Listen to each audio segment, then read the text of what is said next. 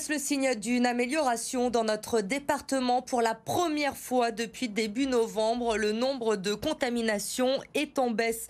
Le taux d'incidence est repassé sous la barre des 4000 cas pour 100 000 habitants, même si ce taux reste encore très élevé dans le Rhône.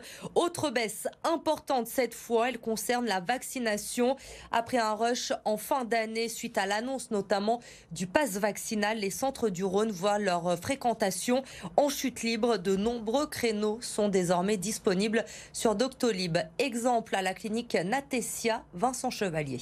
Dimanche assez calme dans le centre de vaccination de l'hôpital privé Natessia. Pas mal de chaises vides dans la salle d'attente. Les quelques personnes sont toutes venues pour la même raison. Mon pass sanitaire se termine très bientôt. C'est surtout la fin du pass vaccinal. Normalement, le 15 février, j'aurai plus de passe. Il restait seulement 7 jours à Julien pour faire sa 3e dose. Indispensable pour partir en Italie la semaine prochaine. Heureusement, il a pu assez facilement trouver un créneau sur son temps libre. Dans les horaires de boulot, on ne peut pas partir. Et le week-end, c'était un peu compliqué. Donc là, je me suis lancé ce rendez-vous. Cette baisse du nombre de rendez-vous est constatée depuis 2 semaines. Plusieurs explications selon Abdelkader, l'un des médecins de l'hôpital. D'une part, beaucoup de centres de vaccination qui ont ouvert. Et d'autre part, la majorité de la population commence à être vaccinée. Malgré l'accalmie, pas question de fermer le centre. Dans 15 jours, des passes vaccinaux seront suspendus, faute de doses de rappel. Et un nouveau rush sur les vaccinations est attendu. Le docteur Reda Enna se prépare déjà. On commence à réserver tout ce qui est plage vaccinale, et puis tout ce qui est en amont, tout ce qui est vaccin. Et les gens sont plus demandeurs à type de vaccin par rapport à d'autres. Donc on essaye de s'adapter. Selon le ministère de la Santé, 7 millions de personnes perdront leur passe vaccinal au 15 février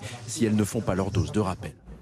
Après plusieurs semaines de répit, le marché sauvage place Gabriel Péry serait en train de se réinstaller selon les habitants. Ce week-end, le collectif La Guillotière en colère a alerté la préfecture et la ville de Lyon dans un tweet.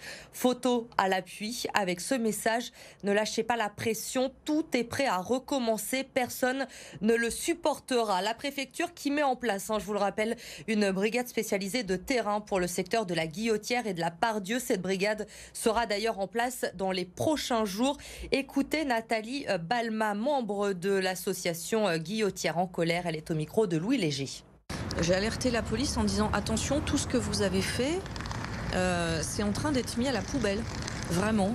Et du coup, quand on parle de gaspillage, là on est vraiment dans du gaspillage d'argent public. Ok, il y a eu une réponse très forte à quelque chose de très fort, mais si c'est pour plus rien faire après, je vois pas vraiment l'intérêt. On est écœuré pour tout le monde en fait, pour les habitants, pour les commerçants, pour les policiers, pour les agents de la métropole qui vont devoir renettoyer 20 mètres cubes tous les jours. Enfin, c'est un éternel recommencement. En fait, on n'a pas l'impression d'avancer.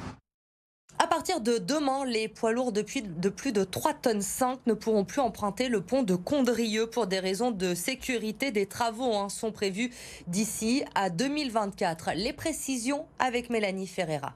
L'interdiction commence ce mardi, mais le panneau est déjà en place. Dans son camion, Robert transporte du bois et c'est la dernière fois qu'il peut emprunter le pont de Condrieu. Dernier jour. Demain, c'est fermé. On a interdit. Mais cela ne l'embête finalement pas plus que ça. Non, parce que je passe une fois tous les 6 mois, alors c'est bon. Face au risque de rupture des câbles qui soutiennent le pont, l'accès était déjà interdit aux 19 tonnes et la circulation alternée depuis juillet dernier, une contrainte pour les usagers. Je n'ai pas bien compris le système d'alterner. Surtout au niveau des feux et tout, c'est quand même assez compliqué. Quand vous venez de Vienne en voiture, il faut attendre. Pour moi, autant faire des travaux. Les travaux sont prévus, mais encore à l'étude. Et les conseils départementaux du Rhône et de l'Isère réfléchissent encore. Est-ce qu'on le refait à l'identique? Est-ce qu'on en fait un à côté? Est-ce que ça va être un pont plus moderne? Cela, on le regardera, bien entendu, au regard des coûts. 17 millions d'euros, c'est l'estimation pour l'instant du coût du chantier qui pourrait démarrer en 2023. Et pour ne pas pénaliser piétons et cyclistes durant la fermeture du pont, le maire de Condrieu a déjà pensé à une solution. Nous sommes déjà en train de travailler aussi sur l'aspect de circulation des piétons et des vélos via une navette fluviale, de telle manière que l'on puisse assurer un minimum de circulation entre les deux rives. Chaque jour, en moyenne, 8500 véhicules traversent le pont. C'est un Noël diminué qui va se présenter demain soir face à Marseille. Match à huis clos au Groupama Stadium après le jet de bouteille sur Dimitri Payet en novembre dernier. Lucas Paqueta est avec le Brésil, Karl Toko Ekambi avec le Cameroun à la CAN, Moussa Dembélé a le Covid, Oussem Aouar et Jason Denayer sont blessés. Ajoute à cela les suspensions de Da Silva et de Kadewere. Peter Bosz va devoir composer pour faire son équipe. L'occasion pour les jeunes de faire leurs preuves. Écoutez à ce sujet l'entraîneur de l'OL au micro d'Edouard G. Le moment, il y a des blessés, des suspensions, ça donne toujours la possibilité aux autres joueurs de montrer que le coach avant, il n'a pas bien vu. Et il faut prendre cette possibilité. Les joueurs qui vont jouer, ils sont depuis 7 mois ici avec moi. Ils savent exactement que je demande dans notre façon de jeu, même si le système ils ont changé, notre principe de jeu, ils n'ont pas changé. Donc, non, là-dessus, je ne vois aucun problème. Eux ne seront pas sur la feuille de match demain face à Marseille, mais ils sont lyonnais. Ça y est, Romain Fèvre est officiellement un joueur de l'OL. Il s'est engagé pour 4 ans et demi, un transfert de 15 millions d'euros pour le milieu de terrain en provenance du Stade brestois. Arrivé également de Tanguy Ndombele, le milieu de terrain fait son retour à l'OL sous la forme d'un prépayant assorti d'une option d'achat. Ndombele qui avait quitté Lyon en 2019 pour Tottenham, un montant record à l'époque de 60 millions d'euros pour ce transfert. Et alors que le mercato se termine ce soir à minuit pour l'OL, les clubs amateurs de la région ne sont pas en reste non plus. L'AS Saint-Priest, actuellement avant-dernier de National 2, s'est renforcé pour tenter de se maintenir. 5 arrivées, dont celle de Pape Sané, l'ancien joueur d'Auxerre ou encore de Nancy. Stéphanie De Silgui et Amélie Duchamp. Un stade flambant neuf, une pelouse soignée. Sur le terrain de Saint-Priest, club semi-professionnel, tout est fait pour attirer en cette période de mercato. Ryan Swissy, un ancien de l'AS Saint-Etienne et de l'équipe des jeunes de l'OL, resté 6 mois sans jouer, a su se laisser séduire. Je suis venu m'entraîner au début et franchement j'ai bien aimé le groupe, la façon de jouer du coach et tout. C'est un groupe de qualité, sinon j'aurais pas signé ici. Je sais que le groupe il est capable largement.